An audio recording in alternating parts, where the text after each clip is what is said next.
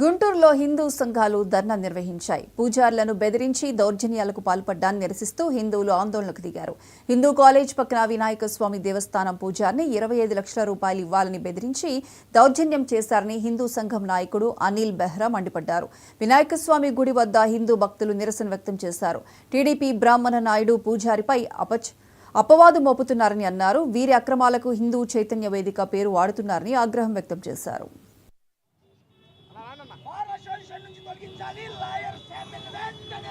Hindu college దగ్గర వినాయకుని ఆలయం నందు పనిచేస్తున్న అర్చకుని మీద ఇక్కడ ఈ మన గుంటూరులోనే ఉన్నటువంటి లాయర్ అయినటువంటి శామ్యూల్ అనే అతను వచ్చి దుర్భాషలాడి ఇక్కడ వినాయకుని విగ్రహం తీసేసి సిలువను ఏదో ఏర్పాటు చేస్తానని ఇంకా ఏదేదో పిచ్చికోతలు ఏదో కూశారట.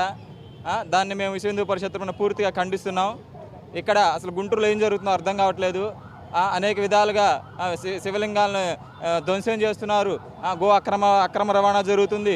అసలు గుంటూరులో ఏం జరుగుతుందో అర్థం కాని పరిస్థితిలో ఉంది. దీన్ని పూర్తిగా పోలీసు వారు ఎంక్వైరీ చేసి పూర్తిగా ఇచ్చేయాలి. అలానే ఎప్పుడైతే విశ్వ హిందూ పరిషత్ హైందవ శంఖారామం ఎంత భారీ విజయంగా ఎంతో భారీగా చక్కగా జరిగింది. అది తట్టుకోలేక ఈ సంఘ విద్రోహులు హిందూ వ్యతిరేకులందరూ కలిసి ఏదో కుట్ర పన్నుతున్నట్టుగా ఉంది వ్యవహారం అంతా చూస్తుంటే. హిందువుల మీద అలానే అర్చకుల మీద, ముఖ్యంగా అర్చకుల్ని దేవాలయాన్ని బాగా టార్గెట్ చేస్తున్నారు. మొన్న చూసినట్లయితే పొన్నూరు అర్చకుడిని ఒక క్రిస్టియన్ వెళ్ళి చెప్పుతో కొట్టింది.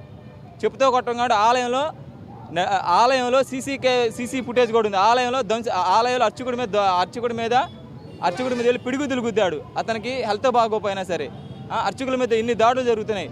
గత కొన్ని సంవత్సరాలుగా చూస్తుంటే అర్చకులను టార్గెట్ చేస్తున్నారు. ఎందుకు అర్చకులను టార్గెట్ చేస్తున్నారు? హిందువుల నుంచి హిందువుల్ని ఆలయాలని అర్చకుని దూరం చేద్దామని చూస్తున్నారా మీరు? హిందూ కాలేజ్ దగ్గర ఉన్నటువంటి వినాయకుని ఆలయం నందు పనిచేస్తున్న